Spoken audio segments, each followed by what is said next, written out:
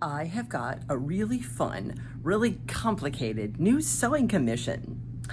We're gonna make a Renaissance outfit for a member of the cast at the Carolinas Renaissance Festival. So here's his muslin. I didn't show that part.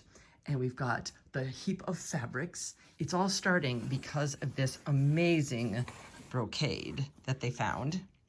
And I just went shopping in Chicago to get lining fabrics and sleeve fabrics and all the rest. So here's the pattern piece that we're working with. And we just need to find center. I am thinking that one of these medallions needs to be exactly in the center of it, between his shoulder blades.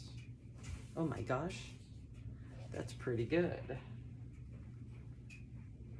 I'm gonna have to very carefully line this up and make sure that center is on center.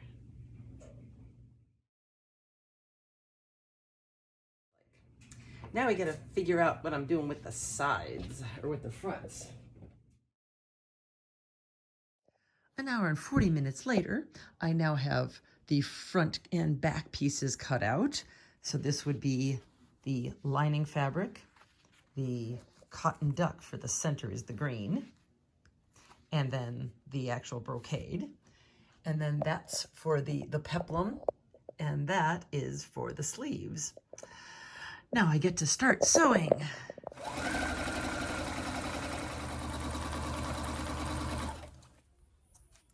So now that I have the lining, the middle layer, and the outside, we have to make a sandwich with them. This one has to be in here first.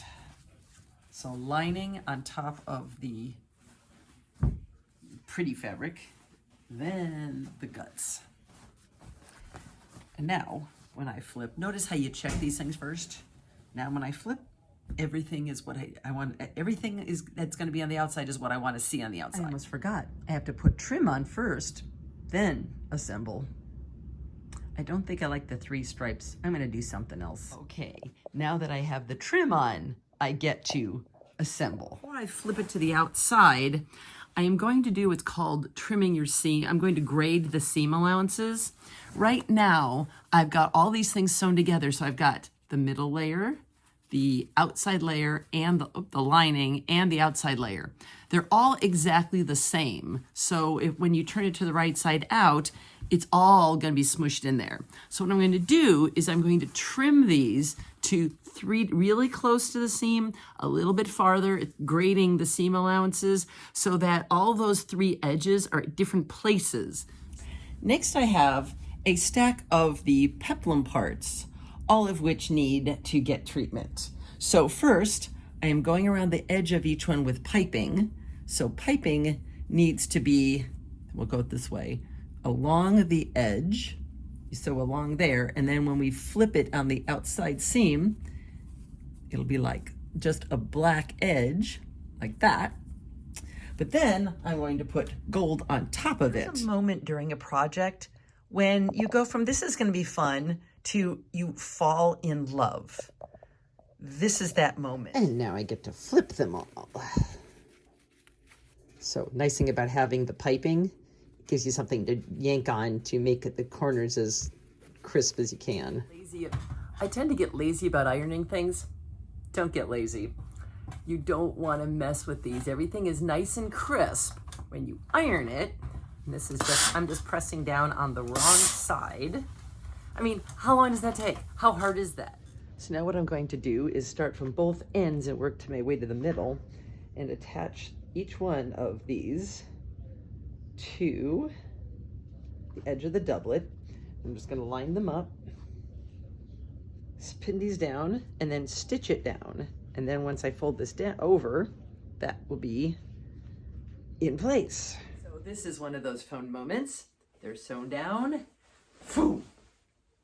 Oh, look at that. He's beautiful. Another thing you could do to keep corners nice and crisp when you're turning things right side out is to take a knitting needle and cram it in there. Sometimes you get lazy and use scissors, but scissors are sharp at the point. I mean, so are knitting needles, but scissors are meant to cut. And so I keep getting excited and getting ahead of myself. Before I can put on the shoulder treatments, these are gonna go here on the doublet and then on the shoulder side, I have to put in a piece underneath here that is for installing the sleeves. You lace the sleeves on, they are a separate garment from the doublet. And so I've got the lacing strip with the rest of the sleeve, and we get to install these. This is one of those times when you really need a good sewing machine. We're going through 7 layers here. So here's the edge of the shoulder with the sleeve attachment bit. And now I get a whole lot of hand sewing because the armpits need to be finished and the lining needs to be attached all the way along the bottom and all the way around the armpits. Next, I need to finish this neck. I need to give it a collar in place.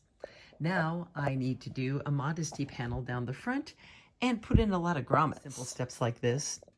Just a long rectangle that I get to press into place, tack down this end and sew it in place, and that's the modesty panel. And the first piece is hopefully done. Okay, so the spiral sleeves I'm going to try to make are insane. First thing you do is take a regular sleeve pattern and slice it on the diagonals and then tape them end to end. So you get 2 pattern pieces that are really long. I mean, they are longer than my cutting table. That wasn't the least bit painstaking. So every one of these pieces, I had to add the 1/2 inch seam allowance and just measure my way around. So I got excited and I've done a few steps without telling you guys about it. So here's that pattern piece taped end to end to end that we laid out. And here's the piece cut out. All the pieces are cut out. And I have been trimming them. So once again, just like I did on the rest of the doublet, I have black piping on the edge. And then I'm going to use the gold trim that's on the rest of the doublet. That's what I'm working on right now, is stitching down the gold trim onto all the spiral sleeves. Here is one sleeve with all its markings. And now I have to, see it's long. Now I have to attach its lining and then turn it right side out after I stitch along basically I get to stitch. This is kind of nice. So that's where the piping is. All I have to do is stitch in the ditch on that side, and then it'll be very nice and accurate. This next step looks a little scary. That's reassuring. I remarked the pieces, and all of the places that I need to tack together are lining up rather beautifully. It is. The first one all tacked together. I tacked it together with a little check bead. So there's a little distance everywhere along there. Okay, so it looks like on the pattern, that point needs to meet there. So that would mean this gets sewn to there, like that. Oh my God. And then we're gonna start spiraling. So here's the start. And then I curved around and matched up the next one. And I'm moving on. Here's the next 2 marks that I'm gonna attach. Oh my God, it's turning into a sleeve. So now I have this placket that I put in with all of the buttonholes that's under the sleeve piece. And this is what we're gonna make the buttonholes to. So I'm taking my handy dandy measuring guide and spacing this to be spaced like each of the, there we go, each of the buttonholes.